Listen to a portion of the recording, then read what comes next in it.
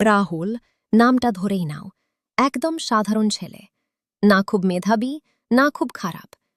তার একটা সমস্যা ছিল, সে সব জানত, কিন্তু কিছুই করত না।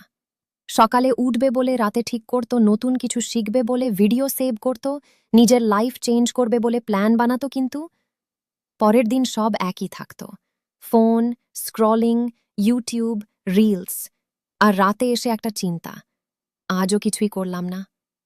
একদিন কিছু বদলালো। একদিন রাতে সে নিজের পুরনো ছবি দেখছিল, 1 বছর আগের।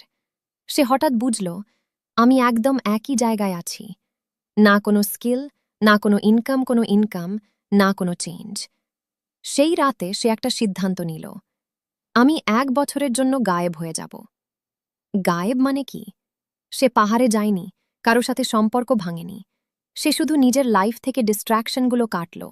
সোশ্যাল মিডিয়া, মিনিমাম অপ্রয়োজনীয় বন্ধু, দূরে ফালতু আড্ডা, বন্ধ প্রথম 30 দিন। সবচেয়ে কঠিন। মন বসত না, বাসত না বারবার ফোন ধরতে। ইচ্ছা করত কাজ করতে গেলে বোর লাগত। সে ভাবত, আমি কি পাগলামি করছি? কিন্তু একটা জিনিস সে করত, থামত না। 3 মাস পরে রুটিন তৈরি হয়ে গেল, কাজ করা অভ্যাস হয়ে গেল, আত্মবিশ্বাস একটু একটু করে বাড়ল। এখন সে মোটিভেশন খুঁজত না, সে নিজেই নিজের মোটিভেশন হয়ে উঠছিল। 6 মাস পরে মানুষ খেয়াল করতে শুরু করল, তুই আগের মতো নেই। সে কম কথা বলতো, কিন্তু তার কাজ কথা বলতো। 1 বছর পরে একদিন সে আবার ফিরে এলো না। সে কোনো সেলিব্রিটি হয়নি, কিন্তু তার স্কিল ছিল, তার ইনকাম ছিল, তার কনফিডেন্স ছিল। সবচেয়ে বড় কথা, সে নিজের কাছে জিতেছিল। মানুষ কি বলল? Overnight success.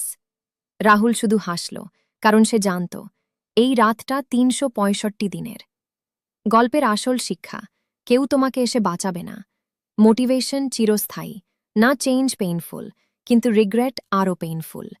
শেষ একটা লাইন মনে রাখো, তুমি যদি নিজে থেকে বদলাও, জীবন সহজ হবে।